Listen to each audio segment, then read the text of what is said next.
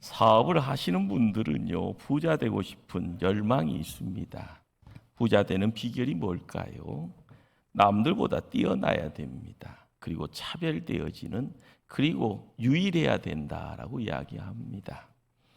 믿음의 성도가 하나님과 성도들에게 인정받는 비결은 무엇일까요? 다른 것도 없습니다. 세상과 구별되는 삶을 살아갈 때 어렵죠. 그러나 그 구별이라는 이 내용들을 드러내고자 힘쓸 때 하나님 그리고 주변의 성도들을 통하여서 칭찬받게 될 줄 압니다.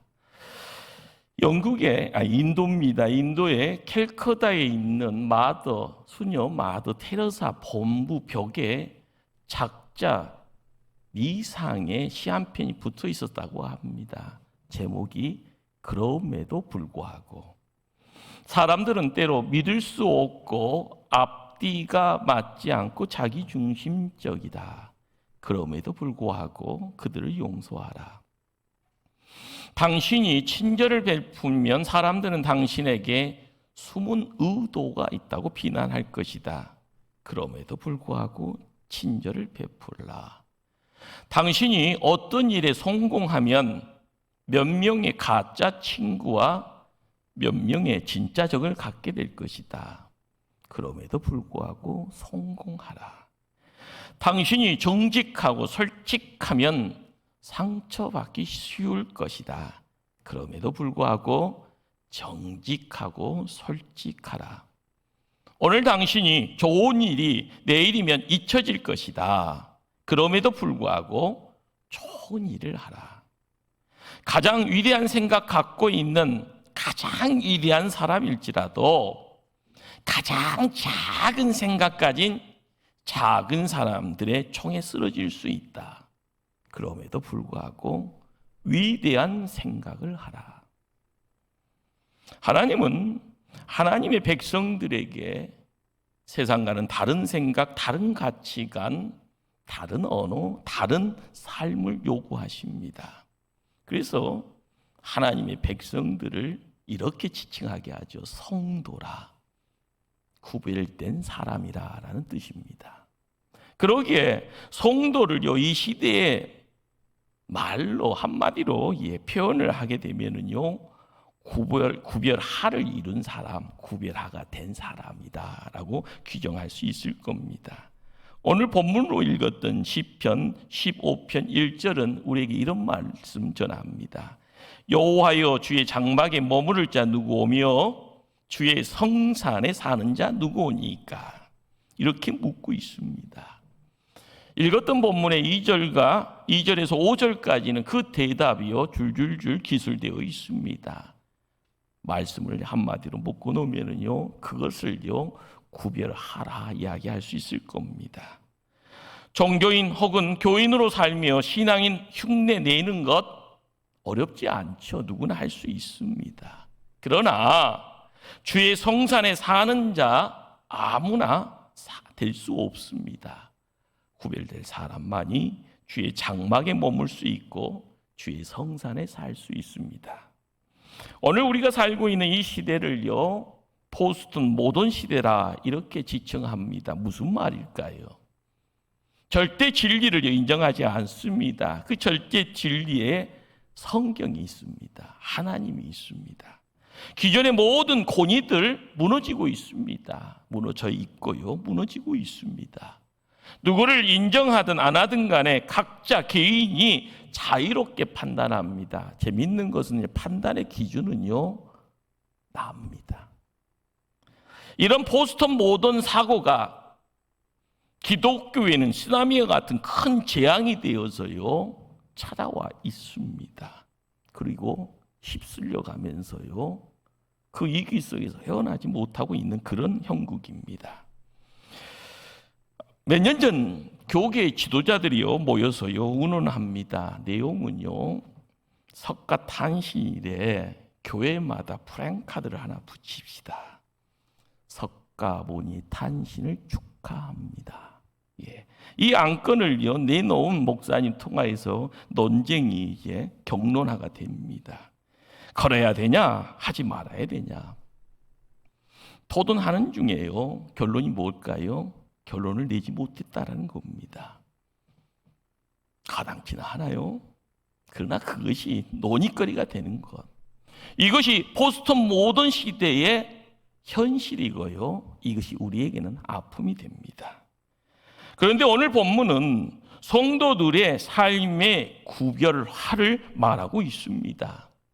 시대가 모던하든 포스트 모던하든 간에 하나님 앞에서 성도는 구별되게 살면 된다라는 것이죠. 이것이 진짜요. 이것이 참 기독교입니다. 성경에서 복 있는 사람이라고 할 때요, 그것은 흔히 세상 사람들이 말하는 복 받는 사람, 복 받은 자, 이것과는 많은 차이가 있습니다. 세상에서요, 복 받았다 하면은요, 다른 말로 이야기하면 부자입니다. 돈이 많든지, 권세의 내용이요 크든지, 자식들이 잘난 자식들이 많든지, 큰 건물에 살든지, 좋은 차 타고 다니든지, 목소리 낼 때 꺼리낌 없이 큰 소리 낼 수 있는 그런 어떤 모습들, 복 받았다고 이야기하죠. 그러나 하나님 앞에서 복 있는 사람이라는 것은요, 하나님과 함께 사는 사람, 하나님과 가까이서 교제하며 사는 사람, 하나님의 사랑을 받는 사람을 지칭합니다. 오늘 본문에 나오는 단어를 이야기하면 그가 바로 주의 장막에 머무는 자, 주의 성산에 사는 자입니다. 이 자리에 있는 모든 분들이 그러한 복된 자 되어야 될 줄 믿습니다. 구약의 백성들은요, 주의 장막이나 성산에 사는 것 하나님이 원치 않습니다. 불가능합니다. 만약에 한 번이라도 그곳에 들어가려고 하면은요, 흠이 없는 양이나 소를 잡아서 제사를 드려야 합니다. 그 양은요, 우선 속죄와 어린 양으로 오신 흠없으신 예수 그리스도를 예표하는 모습이기에 흠이 없어야 합니다. 뿐만 아니라 말씀을 읽는 중에 그 제물이 어떻게 보면은요, 나 대신 드려지는 제물이기에 그 제물을 통하여서 제물 드리는 사람이 제물이 되는구나. 말씀을 읽어가는 곳에요, 영안이 열려지며 이 시대를 살아가는 우리가 하나님 편에 드려지는 제물이 되어지는구나 라는 것을 깨닫게 됩니다. 그러면 제사를 드리는 사람의 성품과 태도가 어떠해야 되는가에 대한 답이 나옵니다. 우리가 세상 살아가면서요, 흠이 없어야 된다라는 것, 바로 그거죠. 본문 2절은 흠없는 사람을 이렇게 다른 말로 표현합니다. 정직하게 행하는 자라. 여기 정직이라는 이 단어의 언어가요, 타넴이라는 단어인데, 이 단어는요, 흠없는 제물로 제사를 드리는 사람이 흠이 없는 삶을 사는, 그렇죠, 믿을 신, 행할 행, 믿는 것과 행하는 것이 일치되어지는 것을 지칭합니다. 기도했으면 기도대로 사는 겁니다. 말씀 읽었으면 말씀대로 사는 겁니다. 제사의 현장에서 흠없는 제물을요, 그렇죠, 인간, 자기 자신과 일치시키는 것. 바로 이 시대의 성도는 하나님의 성품, 십자가에 못 박혀 돌아가셨던 그 하나님의 그 사랑 속에서 예수 그리스도의 성품을 닮아가기를 원합니다. 그 닮아가는 그 자리에요, 제자로서 뒤따라가는 것을 이야기합니다. 참 중요한 내용입니다. 교회만 와서요, 예배만 드리면 되는 것이 아니라 예배를 통하여서 봐야 되는 새로운 영역이 있습니다. 내가 열어야 될 새로운 영역이 그 자리에 있는 겁니다. 거기에서 하나님의 음성 들리고요, 하나님의 기운이 찾아오는 거고요, 내 심령 속에서 말씀의 씨앗이 뿌려질 때 되면 말씀이 나를 지배합니다. 큰 나무 되어지고요, 열매가 주렁주렁 맺어지고요, 힘이 있다, 능력이 있다, 깊이가 있다, 사람들을 통하여 존경받는 사람이 되어지는 그 모습, 우리가 상상해야 되는 겁니다. 예배가 신실하지 않는 사람을 성도라 할 수 없듯이, 예배만 드리고 나가서는 정직을 드러내지 못하는 성도를 진실한 성도라 할 수 없는 것처럼 우리의 삶에 내용이 거기에 있어야 됩니다. 2절 말씀입니다. 정직하게 행하며 공의를 실천하며 그의 마음의 진실을 말하며. 2절 말씀이에요.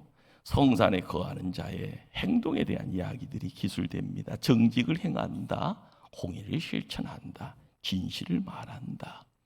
그런데 재미있는 것은요, 이 동사형이 분사형으로 되어 있다는 겁니다. 시점에서 끝나는 것이 아니라요, 이렇게 어떤 덩어리를 쥐고 있는 겁니다. 시간과 환경을요.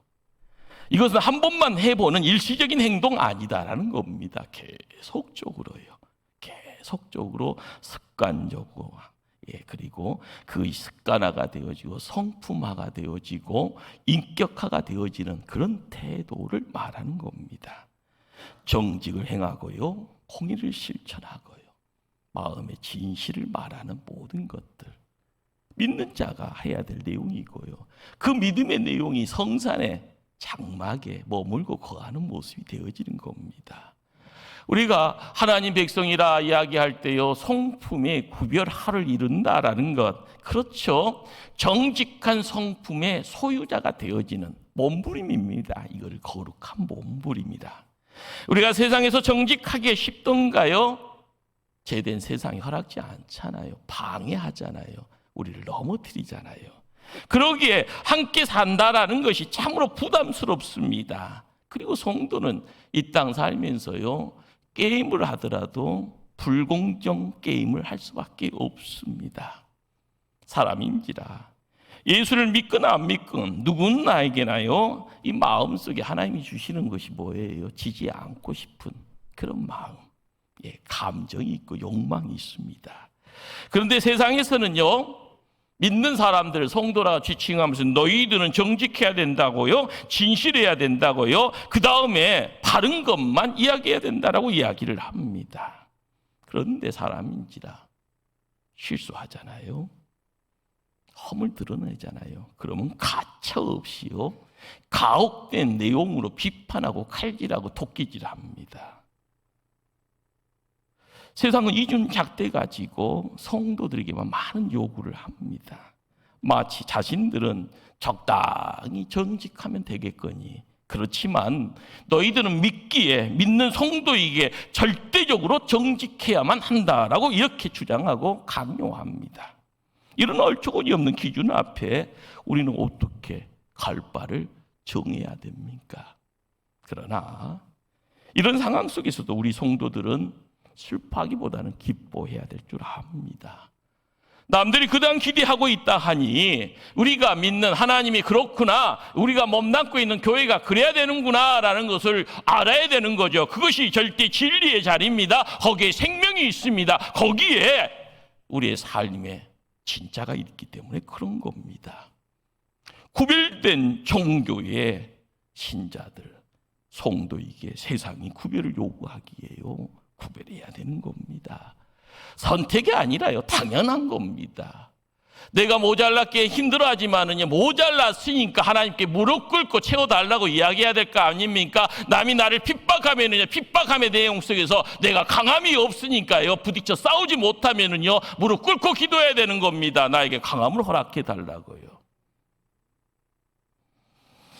돈 가지고 핍박하면 하나님, 저 인생에게 돈으로 항거할 수 있도록 나에게 돈 허락해 달라고요. 일자무식에게요, 못 배웠다고 핍박하는 자에게 어떻게 해야 됩니까? 하나님의 지혜 가지고요, 물리칠 수 있도록 하나님 나에게 능력 달라고, 입술을 주장해 달라고 기도해야 되는 겁니다. 편승하는 것 안 됩니다. 휩쓸려 가면 안 됩니다. 항상 뒷북치는 인생이 어떻게 됩니까? 앞장서야지요. 끌고 가야지요. 세상의 구별화의 노고 앞에 우리가 무릎 꿇어서도 안 됩니다. 우리 하나님, 우리에게 뭘 이야기합니까? 베드로전서 1장 16절 말씀입니다. 내가 거룩하니 너희도 거룩할지어다. 우리가 세상 살아가면서 내 지혜와 내 능력과 내 학식 가지고 세상 살아갈 수 없습니다. 그걸 가지고 거룩의 내용들 드러낼 수 없습니다. 거룩은요, 하나님의 것입니다. 하나님의 내용물이 흘려올 때 내 삶이 지배되어지고 내 삶의 인생이 새로워지고요, 그 지경의 내용 속에서 어둠은 사라지는 겁니다. 빛이게요. 거짓은요, 멸해집니다. 진리이게요. 삭된 것 사라집니다. 거기에 아름다움이 함께하고 생명이 있게 해요. 내가 거룩하니 너희도 거룩하라. 하나님의 명령입니다. 교회 생활을 하면서요, 이름만 교인이고 명찰 달고요, 교회 왔다 갔다 다 만사 형통으로 나아가는 것 아닙니다. 우리가 성산에 거하는 자로서의 모습 드러내고자 힘써야 될 것, 그것이 이 3절 말씀에 함께합니다. 3절 말씀 읽습니다. 그의 혀로 남을 허물하지 아니하고 그의 이웃에게 악을 행하지 아니하며 그의 이웃을 비방하지 아니하며. 성산에 사는 자의 입술에요, 구별이 있어야 된다라는 겁니다. 혀의 권세가 있을까요? 없을까요? 혀의 권세가 있습니다. 세상 사람들과 동일한 언어 쓰지만 권세를 사용하는 자가 되었을 때 우리의 삶은 바뀝니다. 언어 생활에 구별된 자, 그러기에요, 혀로 남을 허물하지 않는 모습이고요, 그 허물의 내용을 통하여서 내용들이 뭡니까? 남에게 해를 끼치지 않는 겁니다. 좋은 거 바라보기도 힘들어 시간이 부족한데 남의 허물 들춰내고요, 입으로 상처 주고요, 심지어는요 독이 담긴 말로 사람에게 그것이 나아가면 사람이 죽더라는 겁니다. 우리의 입술은 사람을 살리기도 하고 사람을 죽이기도 합니다. 우리의 입술을 통하여서 사람에게 장점을 발견될 때마다 그 장점을 축복하고요, 사랑의 대상 앞에는 사랑을 이야기하고 존경하고 싶은 사람이 있으면 존경한다고 뒤를 쫓아가는 것도요 얼마나 아름답습니까? 명심하십시다. 만약 내가 남의 비방거리만 내 눈에만 덕실덕실 넘치도록 보인다 하면은요, 내 눈이 지금 사단에게 사로잡혀 있는 겁니다. 내 육신이 잡혀져 있는 거, 내 삶이 잡혀져 있는 거고. 포로가 별거 있겠습니까? 모든 것을 주장합니다. 모든 것을 시키는 대로 절절절 쫓아가는 겁니다. 포로가 그러니까요, 별 볼 일 없는 거예요. 종살이가 그래서 별 볼 일 없는 겁니다. 나의 주인이 누군가? 하나님이다라는 것을 고백할 수 있어야 되기에 내 입술의 자리에요, 하나님, 남의 허물을 이야기 않게 하소서. 내 입술을 통하여 하나님을 증거하게 하소서. 생명이 흘러가게 하소서 이야기하셔야 될 줄 압니다. 3절의 말씀입니다. 그의 이웃에게 악을 행하지 아니하며. 이 말은요, 헬라어의 번역이었던 70인역에서는 색다르게 번역을 합니다. 자기 이웃에 대해 비판하는 말을 듣지 않는다라는 말로 번역을 합니다. 이웃에 대하여 악의적인 판단을 받아들이지 않을 뿐만 아니라 귀를 기울이지 않는다라는 그런 말이죠. 그렇습니다. 교회 아니라 하면 사람들이 함께 하기에요, 좋은 소리 안 좋은 소리가 난무합니다. 누군가가 비난을 하는 말을 듣게 되어지면은요, 성도는 어떻게 해야 될까요? 남을 비판하는 얘기 듣지 않으렵니다. 이렇게 말할 수 있어야 되죠. 누군가가 나쁜 소문을 전해줄 때마다 우리는 나의 잘못, 죄만 드러내지 남의 죄 드러내지 않으려고 합니다. 그 소문 가짜 뉴스죠. 이렇게 이야기하면서 영적 파수꾼의 자리를 지킬 때 교회는 살아나고 공동체가 지켜지는 겁니다. 누군가가 부정적인 말을 할 때마다 우리는 긍정적인 말을 할 수 있도록요, 서로의 단점보다는 장점, 허물보다는요 더 나아갈 수 있는 미래의 비전을 이야기하게 되었을 때 세상은 항무지가 아니라 물된 동산으로 바뀌는 겁니다. 성경의 믿음의 선진들, 무수한 이들이 이기고 지고 하는 싸움에서 지는 듯 하면서요 이기는, 나중에 이기는 자가 됩니다. 시작은 열악합니다. 시작은 아무것도 없어서 먼지 같은 인생입니다. 인생길 거닐 때마다요 핍박이라는 내용 통해서 환난이 있고 고난이 있었습니다. 그런데 그들의 삶의 모습은 어땠습니까? 그들의 언어 생활은 어땠습니까? 장벽 때문에 묻혔습니까? 포기했습니까? 생명을 끊었습니까? 아니지 않습니까? 싸워 이기더라. 이김의 내용이 되어져 나아갈 때요 남들에게 본이 되어지더라. 사람들은 큰 자가 왜 큰 자인가, 왜 작은 자가 왜 작은가에 대한 것을 알아야 되는데 그냥 듣고 남의 이야기처럼 흘러가 버리죠. 나의 일입니다.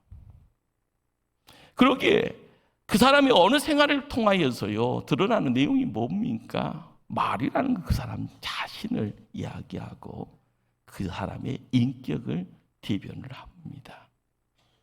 말에 독이 있다라는 말을 들어보신 적이 있습니까? 그 독을 누가 품어냅니까? 사람이 품어냅니다. 독살스럽게요. 그 영이 독을 품고 있으기에 언어 또한 독을 내품는 겁니다. 그 사람의 말에는 격려가 있고 행복이 있다 하면은요, 그 영혼이 행복으로, 그 마음이, 그 인생이 행복으로 가득한 겁니다. 교회 생활이 어때야 됩니까? 나만 살면 되고 내 주변에 있는 사람 다 죽여도 된다. 내가 앉는 자는 풀도 안 자를 정도로 잔인할 정도로 내 주변에 친구가 없고 나와 통역할 수 있는 사람이 한 사람도 없다. 그러면 헛산 겁니다. 교회 안에 있으면서 교회 밖에 있는 사람보다 더 악한 삶을 살아가는 겁니다. 우리가 오랜 생활 굳어져 있는 태도나 성품 바꾸는 것 쉬운 일 아니라고 이야기하죠.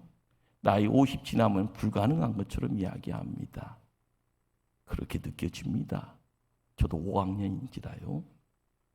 그러나 우리가 알아야 될 것은요, 하루아침에 바뀌어지지 않지만은요, 바뀌어질 수 있는 가능성이 있다는 거지요.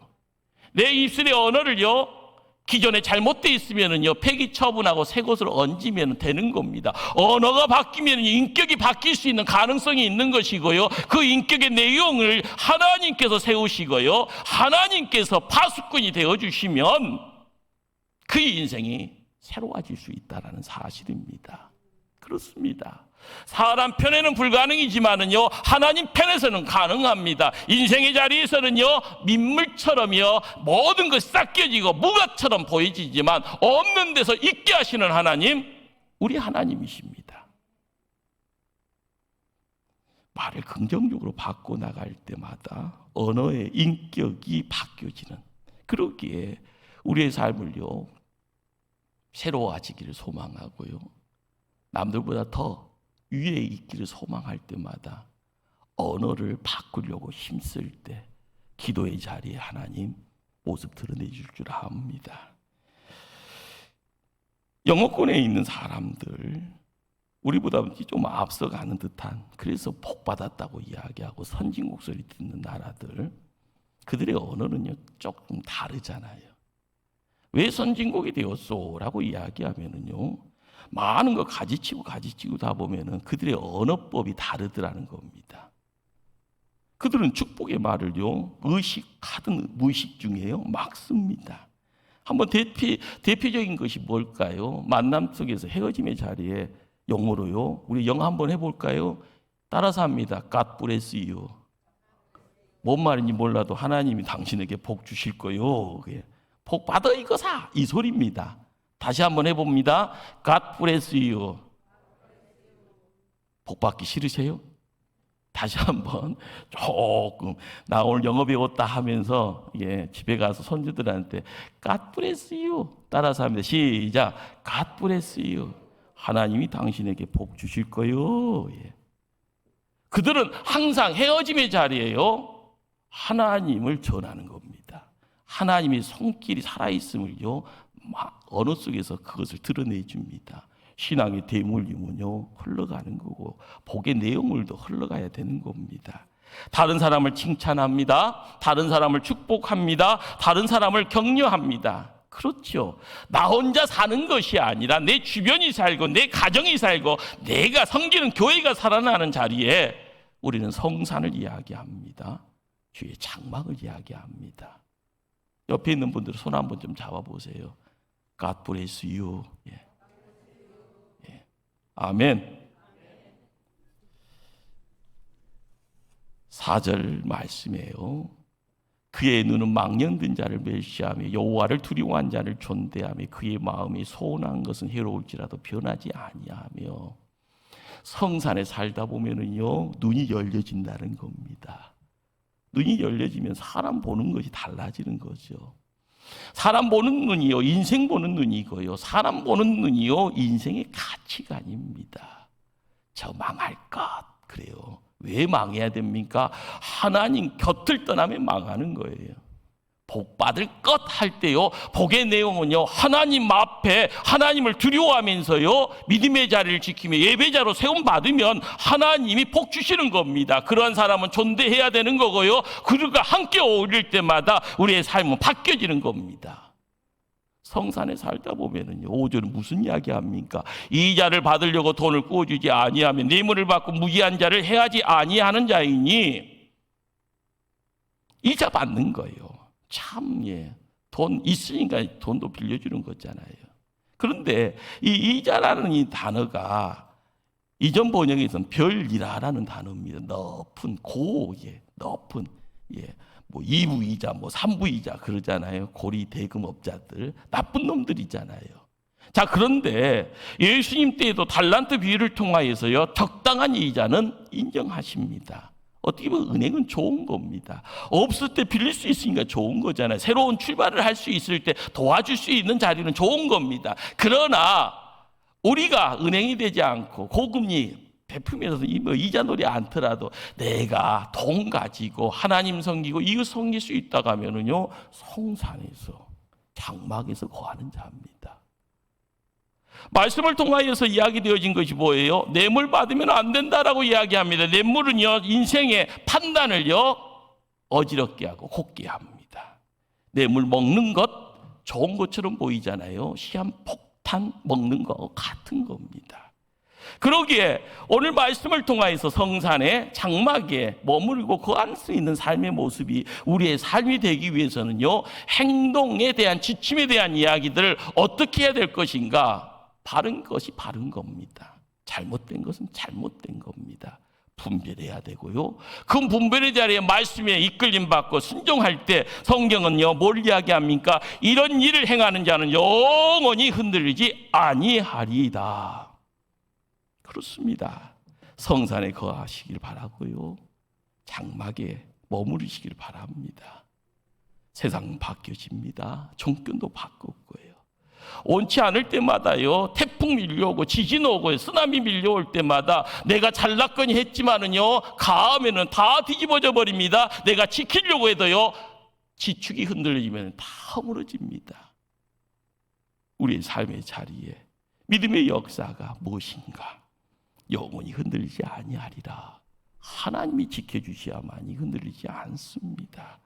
하나님 앞에서 천국에서 존귀한 자로서의 대접받기를 원하는 자, 오늘 말씀에서요, 주의 성산에서 살아야 된다라고 이야기합니다.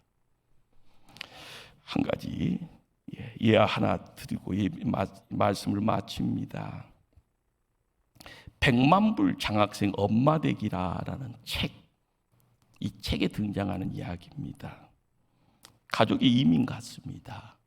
아버지가요, 아빠가 미국 땅에서 사업을 하다가요, 국제 사기단에게 속아서 전 재산을 다 날려버렸습니다. 이 남편은요, 가족 버리고요, 자취를 감춰버렸습니다. 참 못난 짓죠.